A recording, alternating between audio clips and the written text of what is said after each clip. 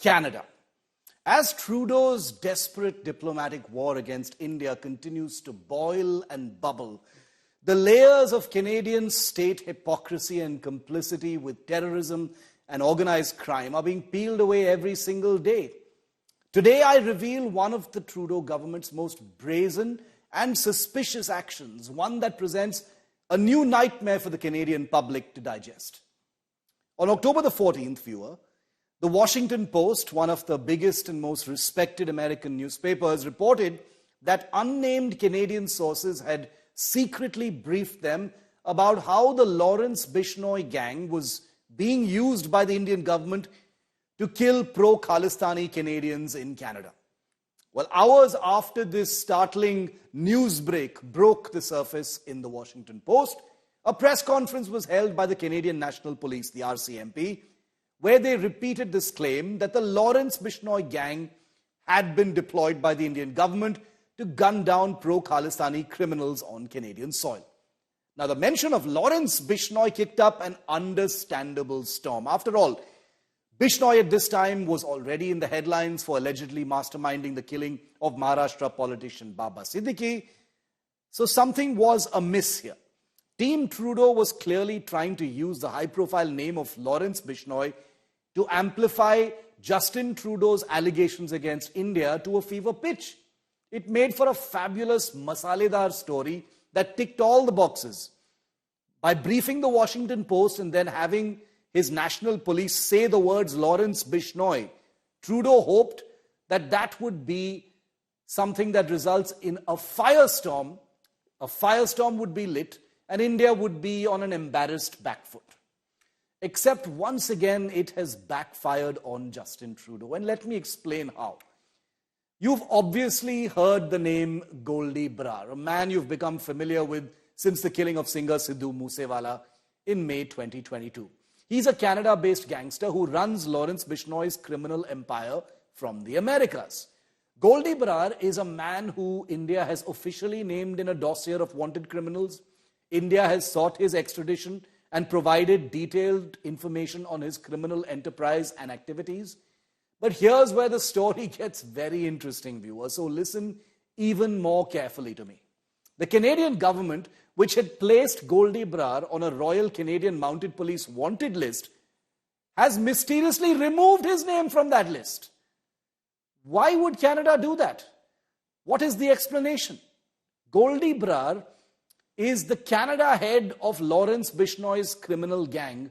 India has identified him and sought his extradition, but shortly after accusing the Indian government of using the Bishnoi gang to carry out killings in Canada, the Canadian government promptly drops the Bishnoi gang's Canada boss from its wanted list.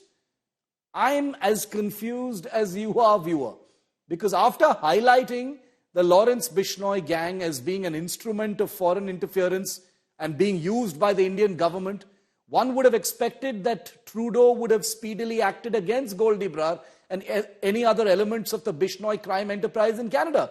Instead, Goldy Brar is no longer on Canada's police wanted list. There can be only three possibilities. Either Goldy Brar has been arrested, or the Canadian government is using or hoping to use Goldy Brar in some way to target India, which would imply Canada is once again employing wanted criminals as part of state policy. Or it could simply be Trudeau's famous ego directing the national police to drop any semblance of bowing to India's demands and therefore erasing Goldy Brar's name from the Canadian wanted list. The most obvious theory is that Canada might have something to hide. By dropping Goldy Brar from the wanted list, it could be seen as an attempt to minimize the Lawrence Bishnoi gang's profile, thereby avoiding scrutiny on how such figures were able to even operate within Canada for so long. The timing of the removal following the press conference where Canada highlighted Indian interference using the Lawrence Bishnoi gang confirms this. Think about it. The mysterious removal of Goldy Brar's name has only added more intrigue to an already tense situation. On the one hand, Canada has accused India of interfering, citing concerns about Indian intelligence activities on their soil. On the other hand, India sees Canada's actions, or lack of those actions, as a failure to address concerns about international criminal networks. But by removing a high-profile suspect from its wanted list, Canada has deepened the diplomatic rift, making it much harder for both nations to find some desperately needed common ground.